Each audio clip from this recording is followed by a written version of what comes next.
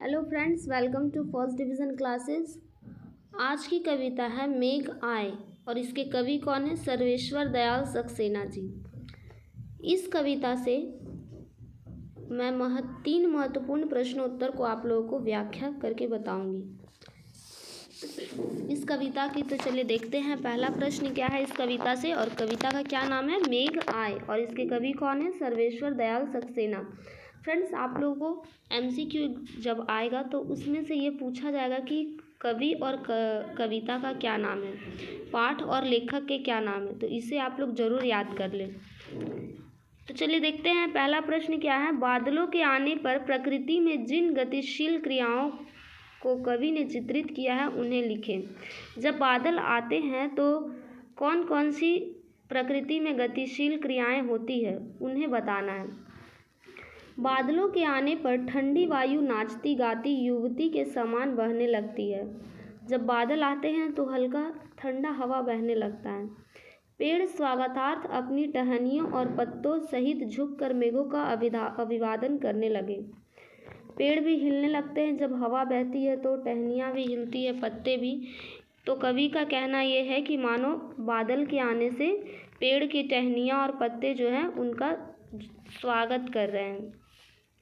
नदी तिरछी नज़र से बहती हुई आश्चर्य से मोहित हो गई। नदी भी क्या होती है? हवा के कारण वह भी अपने धारा को बहने लगती है। उसकी जो धारा है वह हवा के कारण तिरछी हो जाती है। इसीलिए कहा गया है कि तिरछी नज़र से बहती हुई आश्चर्य से मोहित हो गई। लता हरी भरी सी होकर गदगद हो गई और तालाब जल का प्रवाह विस्तारित करते हुए आनंदमग्न हो गया।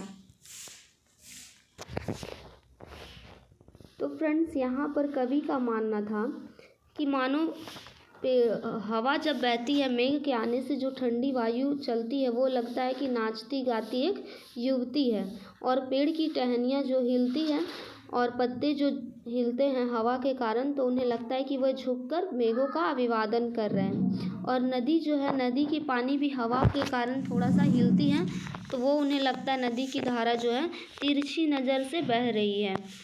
और लता जो हरा भरा है वो भी एकदम खुश हो जाता है, गदगद हो जाता है, और तालाब का जल जो है उसका भी प्रवाह, मतलब तालाब का जो भी पानी है एक जगह इकट्ठा रहता है, तालाब का पानी, वह भी हवा के प्रभाव से इधर उधर फैलने लगता है। ये कवि का मानना था कि बादल आने से, मेघ के आने से ऐसा होता है। प्रकृति में ये सब गतिशील क्रियाएं होती है। तो चलिए नेक्स्ट अपने अगले क्वेश्चन की तरफ बढ़ते हैं। नेक्स्ट है, मेघों के लिए बन ठन के संवर के आने की बात क्यों कही गई है? मेघों के लिए जो बन ठन के संवर के आने की बात की गई है वो क्यों कही गई है? तो मेघों की तुलना गांव में आए मेहमान यानी कि दामाद से की गई है। गांव में दामाद को मेहमान बोला जाता है। मेघों की तुलना गांव में किससे की गई है? मेघों की तुलना की गई है गांव में आए दामाद से की गई है। दामाद जब ससुराल जाता है तो बन ठन के जाता है।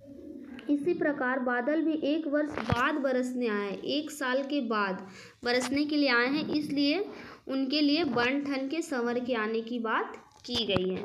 तो फ्रेंड्स, ये था कि इसमें यह बताया जा रहा है कि कवि का मानना है कि मेघ जब आते हैं तो 1 साल के बाद आते हैं, इसलिए कवि ने मेघ की जो तुलना की है वो दामाद से की है, यानी मेहमान से की है।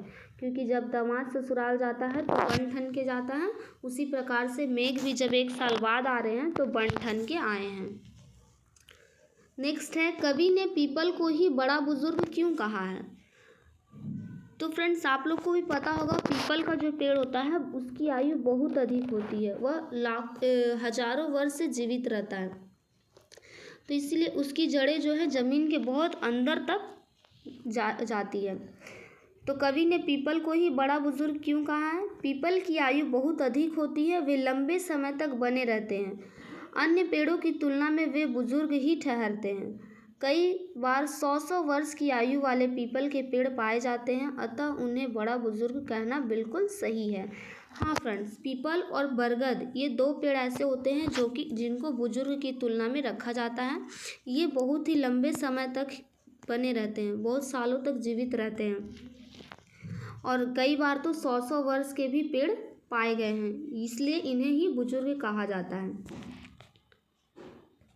तो फ्रेंड्स, आशा है कि आप लोगों को ये तीनों प्रश्न उत्तर अच्छे से समझ में आए होंगे और आपको कैसा लगा। अगर कुछ भी प्रॉब्लम है, कुछ भी दिक्कत हो रही है तो आप मुझे कमेंट ज़रूर करें, मैं आपके कमेंट का जवाब ज़रूर दूंगी। तो मिलते हैं नेक्स्ट कविता के साथ अपने अगले वीडियो में।